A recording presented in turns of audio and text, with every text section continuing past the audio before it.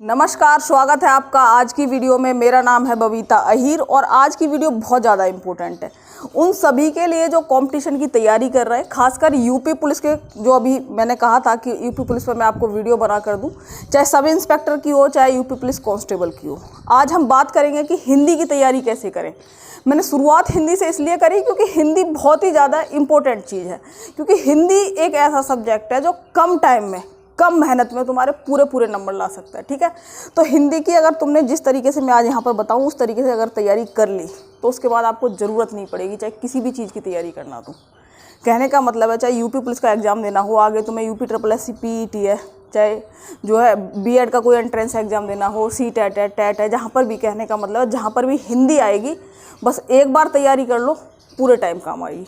ठीक है, तो सबसे पहले जैसे कि आप देख रहे हैं मेरे सामने एक किताब, जिसका मैं आपको बताऊं कि ये बेस्ट किताब है, इससे बाहर क्वेश्चन नहीं जाते। क्योंकि मैंने UPSI की तैयारी के टाइम पे ये बुक ली थी और मुझे इससे बहुत फ़ायदा हुआ।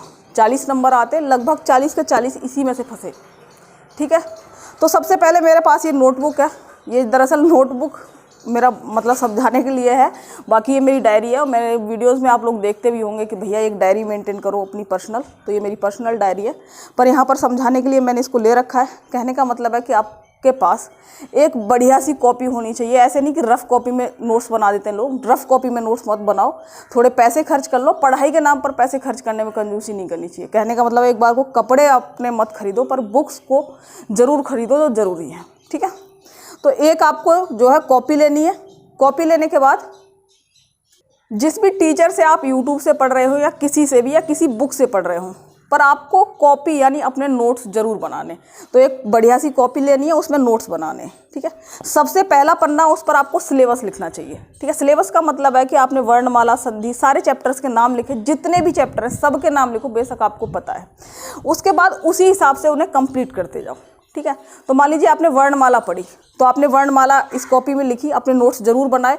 उसके बाद प्रैक्टिस के लिए तुम्हें ये वाली बुक लेनी है। ठीक है, बुक की कंडीशन देखो पहले, सबसे पहले, क्योंकि ये मैंने यूपी जो है SI का था उस टाइम ली थी। और उसके बाद मेरी हमेशा आदत है कि बुक्स पर यहाँ पर टेपिंग कर देना। ये छोटी छोटी सी चीज़ें मैं आपको बताऊं, क्योंकि जिस चीज़ को तुम सम्मान दोगे वो तुम्हें सम्मान देगी। और सबसे ज़रूरी चीज़ है कि जो स्टूडेंट है उन्हें अपनी किताबों का सम्मान करना चाहिए। अब सम्मान का मतलब ये नहीं होता कि उसे पूजा पाठ कर रहे हो, कहने का मतलब उन्हें साफ़ सुथरा रखो, बिल्कुल सिस्टमेटिक वे में रखो। ठीक है, तो ये बुक है जिसकी मैंने टेपिंग बहुत अच्छे से करी हुई है। ये 3-4 साल 5 साल भी कहीं नहीं जाने वाली। तो ये बुक का नाम है यूथ कंपटीशन की ये बुक है, सामान्य हिंदी करके है, और इसमें 5965 क्वेश्चंस की बुक है ये बुक आपको नॉर्मली बुक स्टोर पर जाओगे वहाँ से भी मिल जाएगी। ठीक है, और साथ ही साथ इसको क्या है, फ्लिपकार्ट वगैरह से भी तुम लोग ऑर्डर कर सकते हो। सामान्य हिंदी है ना, परीक्षा प्लानर, और ये करके जो है यूथ कंपटीशन की है। 5965 इसमें प्रश्न है, तो ये बुक बहुत ज़रूरी है। तो मैंने कहा नोटबुक से तुमने मान लो वर्णमाला पढ़ी, उसके बाद इसमें क्या है, प्रीवियस ईयर के सारे क्वेश्चंस दिए हुए हैं। वर्णमाला के बाद इसमें से चैप्टर खोलो तुम, और वर्णमाला वाला चैप्टर के क्वेश्चंस को सॉल्व करो। जब तुम क्वेश्चंस को सॉल्व कर रहे होगे उस दौरान क्या होगा कि बहुत सारे क्वेश्चन तुम्हारे सॉल्व हो जाएंगे आराम से, क्योंकि तुमने वर्णमाला का चैप्टर पढ़ लिया।